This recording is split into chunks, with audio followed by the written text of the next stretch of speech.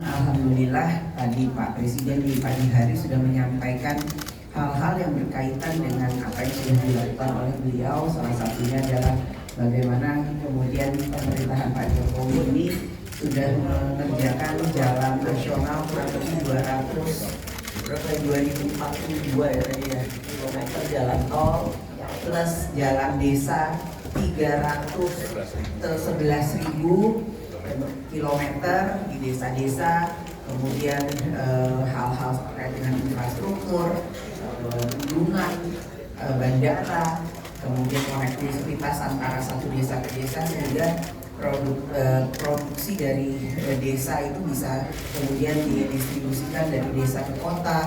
Juga terkait dengan sekarang ini di LKPP ternyata barang-barang dari UMKM itu sudah terdaftar kurang lebih 2,7 juta.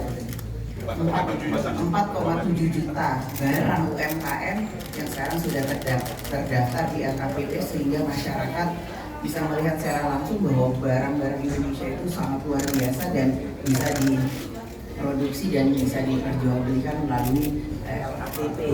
Jadi dengan hal-hal yang sudah sangat baik dilakukan oleh Pak Jokowi dengan pemerintahannya di periode kedua ini, tentu saja kami berharap keberlangsungan pelaksanaan semua program itu nantinya bisa dilanjutkan oleh PDI Perjuangan plus insya Allah Presiden dari PDI Perjuangan, dan kami siap untuk melaksanakan hal tersebut, meneruskan hal-hal yang baik untuk bangsa dan negara, tentu saja rakyat, dan kesinambungan serta sinergisitas itu tentu saja akan kami jaga.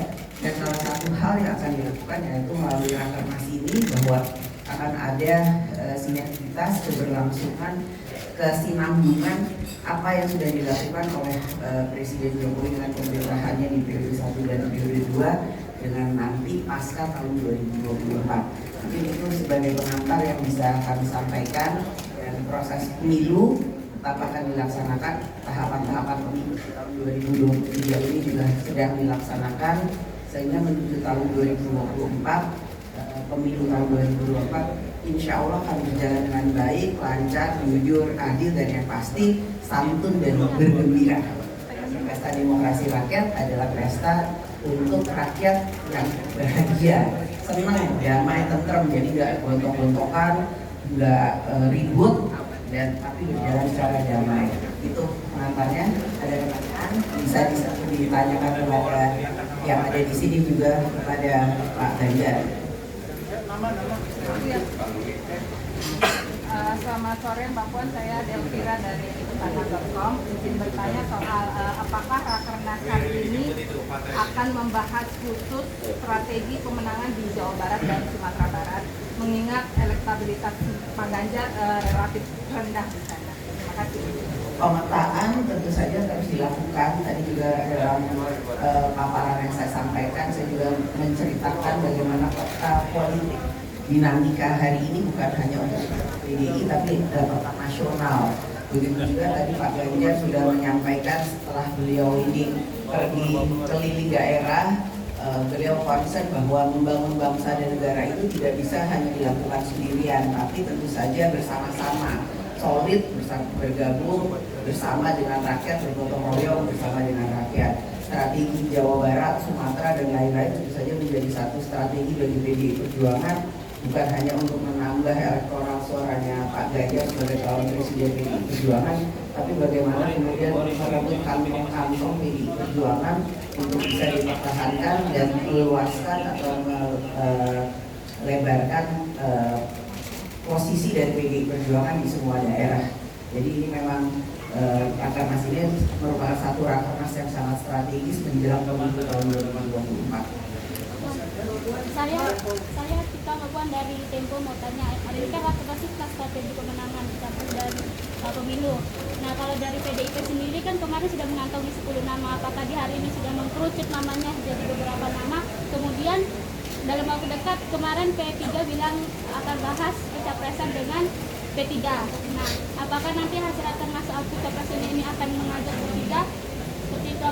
Dan pencawapresan nama kan banyak, ada 10. Kalau boleh saya sebut yang ada di media, Pak Mahfud sudah masuk namanya, Thohir, Pak Ridwan Kamil, Pak Sandiaga Uno, kemudian ada Pak AHY, ya kan, Pak AHY, Pak Prabowo, Pak Erlangga, ya kan, nama-nama itu ya masuk dalam peta yang ada di PDI Perjuangan. Kalau bisa saya sebut beberapa nama itu dan semuanya tentu saja mempunyai kelebihan-kelebihan yang nantinya akan dipertimbangkan dan kemudian apakah itu bisa bekerja sama dengan calon presiden dari PDI Perjuangan sesuai dengan visi misi, cita-cita dan lain-lain sebagainya. Jadi nama tetap akan kami kerucutkan, tapi belum hari ini. Hari ini masih menimbang-nimbang dulu nama-nama yang ada.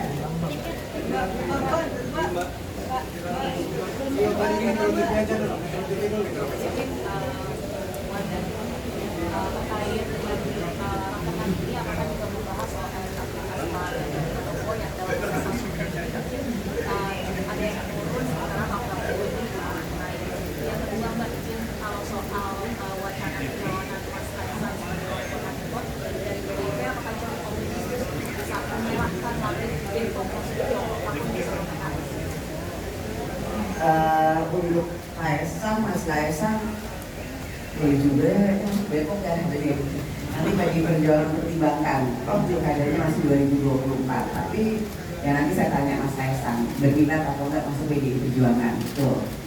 Kemudian tadi apa?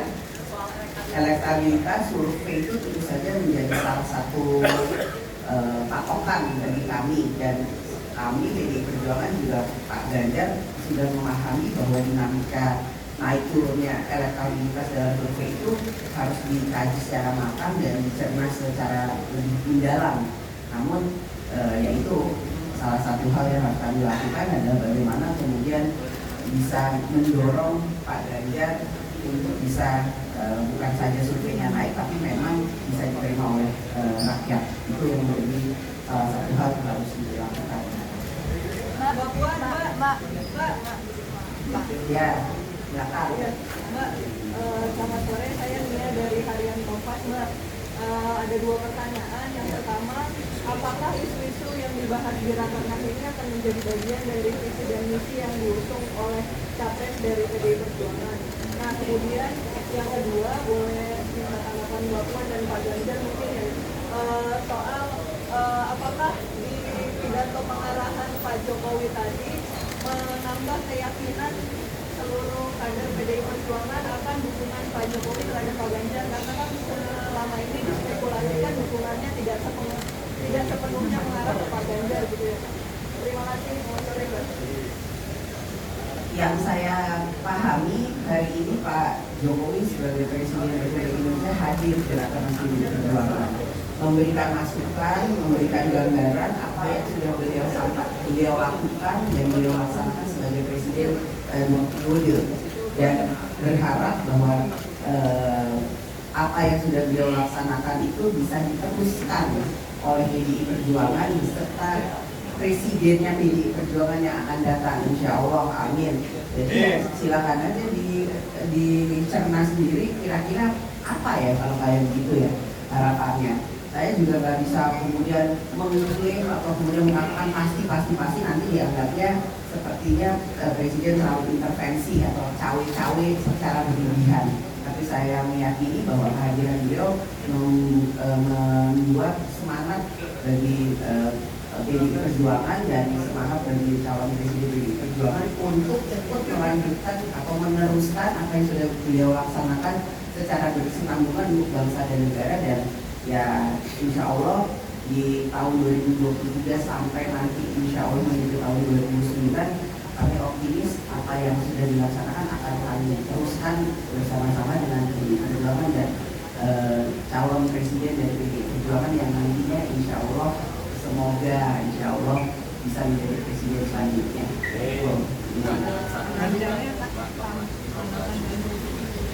Visi misi belum dibahas hari ini, namun akan menjadi salah satu hal yang menjadi masukan dari semua DPD bagi visi misi calon presiden. Tapi kan visi misinya itu nanti masih panjang, jadi mungkin masih bisa ditambah, masih bisa dikurangi, masih bisa diganti. Yang pasti calon presidennya bersepakat bahwa sebagai calon presiden yang diusung oleh PDI Perjuangan, visi misinya itu harus sama atau tidak, harus atau bersinergi dengan visi misi Pak Jokowi untuk bisa meneruskan apa yang sudah dilakukan oleh Pak Jokowi sebelumnya. Itu ya Mas ya.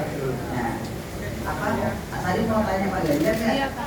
Nah, ya. Menurut saya berkaitan dengan semuanya, sampaikan